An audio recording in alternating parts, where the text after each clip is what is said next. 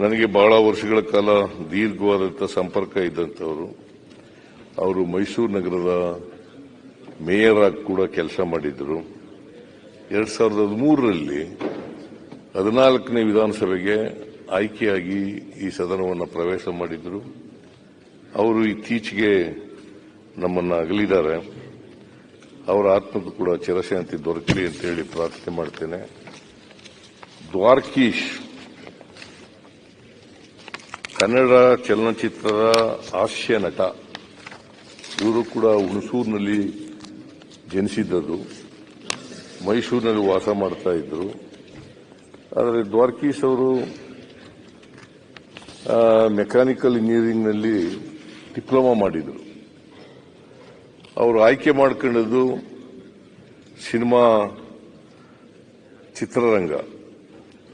ಚಿತ್ರರಂಗದಲ್ಲಿ ಹಾಸ್ಯ ನಟನಾಗಿ ಬಹಳ ದೀರ್ಘಕಾಲ ಇದ್ದರು.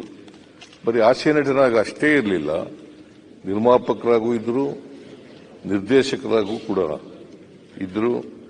ಹಾಗಾಗಿ ಇವರು ಕರ್ನಾಟಕ ಜನರಿಗೆ ಒಮ್ಮೆ ಅಸೆಂಬ್ಲಿಗೂ ನಿಂತಿದ್ರು ಅಂತ ಅನಿಸುತ್ತೆ. ಅಸೆಂಬ್ಲಿಗೆ ನಿಂತಿದ್ರು, ಒಮ್ಮೆ ಹುಣಸೂರಿಂದ ಅಸೆಂಬ್ಲಿಗೆ ನಿಂತಿದ್ರು.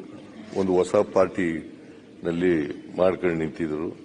ಆಮೇಲೆ ಮತ್ತೆ ರಾಜಕೀಯಕ್ಕೆ ಬರಲಿಲ್ಲ ಅವರು. ಈ ವಿದೇಶದಲ್ಲಿ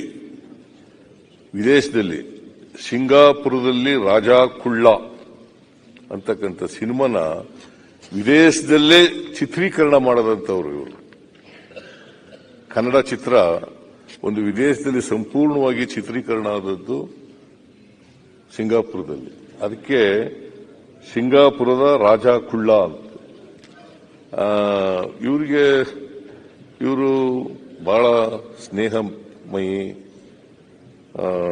ಕನ್ನಡ ಚಿತ್ರರಂಗ ಬೆಳೆಸಲಿಕ್ಕೆ ಬಹಳ ಪ್ರಯತ್ನವನ್ನು ಮಾಡ್ತಾ ಇದ್ರು.